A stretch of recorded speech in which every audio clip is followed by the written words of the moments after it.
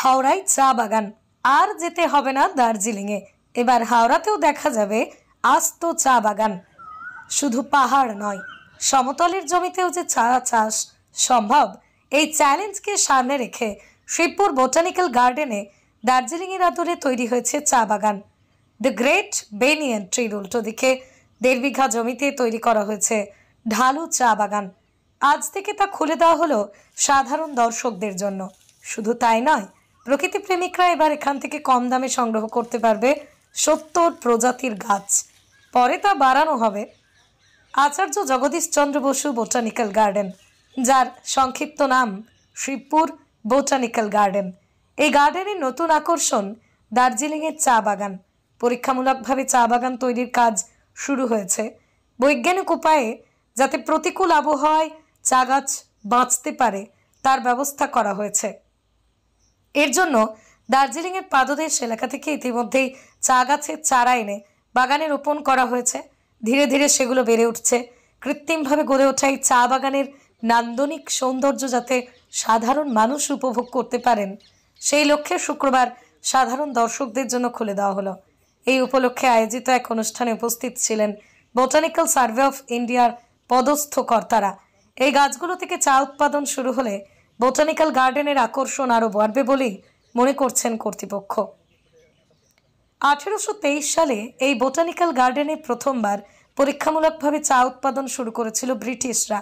কর্তৃপক্ষ জানায়, এখান থেকেই ভারতবর্ষের বিভিন্ন জায়গায় চা গাছের চারা পাঠানো হয়েছিল।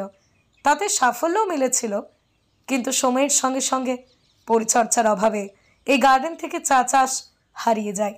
সম্প্রতি সেই পুরনো স্মৃতি ফিরিয়ে আনতে চা বাগান গড়ে তুলতে উদ্যোগী হয় কর্তৃপক্ষ। গত ফেব্রুয়ারি মাসে দার্জিলিংয়ের পাদদেশে এবং ডুভার্সের কিছু এলাকা থেকে চা গাছের চারা নিয়ে এসে এখানে রোপণ করা হয়। 4 থেকে 5 রকম প্রজাতির চা চারা রোপণ করা হয়েছিল। সব মিলিয়ে 500 চারা বসালেও 25% শুকিয়ে যায়। তবে এখনকার আবহাওয়া এবং মাটি আলাদা হওয়ার কারণে প্রথম থেকেই চা চাষের জন্য উপযুক্ত মাটি তৈরির নজর দিয়েছিল কর্তৃপক্ষ। চা চাষের জন্য 1.5 বিঘা জমি ঢালু করা হয় যাতে জল না দাঁড়ায়। পাশাপাশি জমির অম্লতা কমানো হয়। এখানে রোপণ করা চা গাছে প্রতিদিন নির্দিষ্ট সময়ে জল দেওয়ার জন্য অটো স্প্রিংকলার বসানো হয়েছে। এছাড়া বাগানের রক্ষণাবেক্ষণের জন্য আলাদা বিভাগ করা হয়েছে। এই বিষয়ে গার্ডেনের জয়েন্ট ডিরেক্টর দেবেন্দ্র সিংহ জানিয়েছেন, প্রখর রোদেও 75% গাছ প্রতিকূলতা কাটিয়ে উঠেছে। গাছের জন্য পরীক্ষামূলকভাবে উপযুক্ত মাটি তৈরি করা হয়। ব্রিটিশ আমলে এখানে প্রথম চা চাষ করা হয়। পরে এখান থেকে বিভিন্ন জায়গায় চা চারা পাঠানো হয়। এখানে চা চাষ সফল হলে ফিরে আসবে পুরনো স্মৃতি।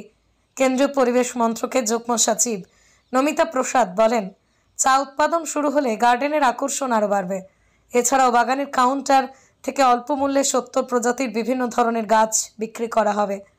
গাছে QR কোড লাগানো থাকবে যাতে বিরল প্রজাতির গাছ বিভিন্ন জায়গায় ছড়িয়ে যায়, তার ব্যবস্থা করা হচ্ছে। প্লান্ট সেল কাউন্টারটা শুরু হয়েছে, যেখানে আমরা 72 গাছ সিলেক্ট করে মিনিমাম প্রাইসতে আমরা চেষ্টা করেছি ডিস্ট্রিবিউট করতে জন্য, সেল করতে জন্য।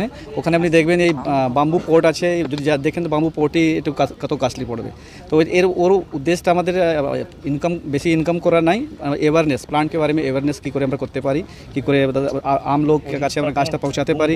প্রচুর লোক আছে যে গাছ চায় কিন্তু কখন এই সিটি এরিয়াতে পায় না, ওটা নিয়ে গিয়ে নিজে এখানে লাগাতে পারে, নিজে গ্রামে নিয়ে লাগাতে পারে, কোনো ডিফারেন্ট আওয়ার প্লাস ফরেস্ট এরিয়াতে যেতে পারে গাছটা।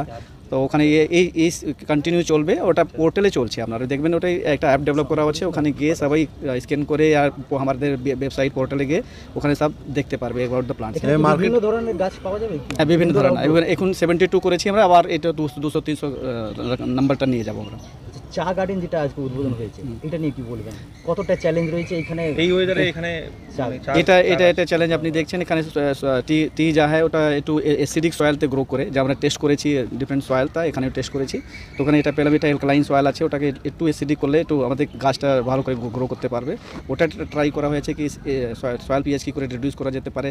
তারপরে ভ্যারাইটিটা নেওয়া হয়েছে, কোনটা ভ্যারাইটিটা এখানে একটু সার্ভাইভ করতে পারে, ওটা ভ্যারাইটি সিলেকশনটা একটু সিলেক্ট করেছি আমরা, কি তাকে থাকি এখানে সার্ভাইভ করে। তারপরে জমিনটা ওরকম রেডি হয়েছে স্লোপ করে, আর আপনি শেড এরিয়া দেখবেন শেডটাও মেনটেন করার চেষ্টা হয়েছে।